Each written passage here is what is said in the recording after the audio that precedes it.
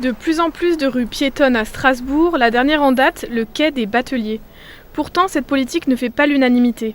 Karim Hachmi-Oswald vient de publier une tribune pour dénoncer une piétonisation bâclée. Cette rue est devenue piétonne il y a quelques temps et il y a eu un aménagement de la part de la ville de Strasbourg, low cost, où en fin de compte, on s'est contenté de mettre un poteau pour empêcher les voitures de rentrer d'un côté, alors qu'elles peuvent accéder librement de l'autre côté.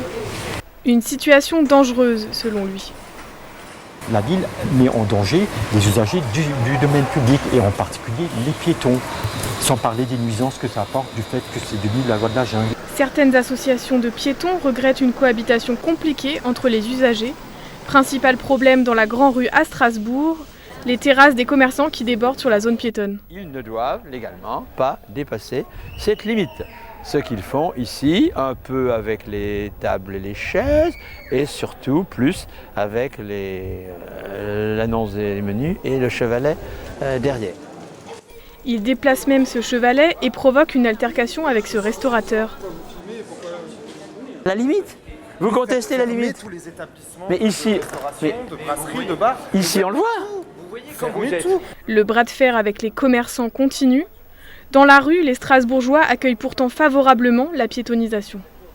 C'est vachement bien parce qu'il y a pas mal d'endroits où on peut marcher tranquillement sans être dérangé par les voitures. Maintenant, les touristes imposent leur rythme, leur démarche lente, leur déambulation lente, au détriment de ceux qui sont affairés. Ça permet d'être tranquille, regarder les vitrines sans avoir le souci de se dire attention, il va y avoir une voiture. On a le temps de marcher, où on peut regarder, il y a un peu moins de pollution.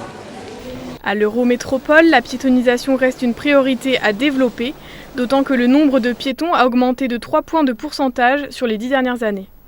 Donc il y a vraiment une qualité de vie en ville qui s'améliore par la piétonisation. Après, effectivement, il faut trouver le juste équilibre entre des activités économiques, des activités aussi familiales. Cohabiter dans l'espace public, un enjeu pour la ville à quelques mois des élections municipales.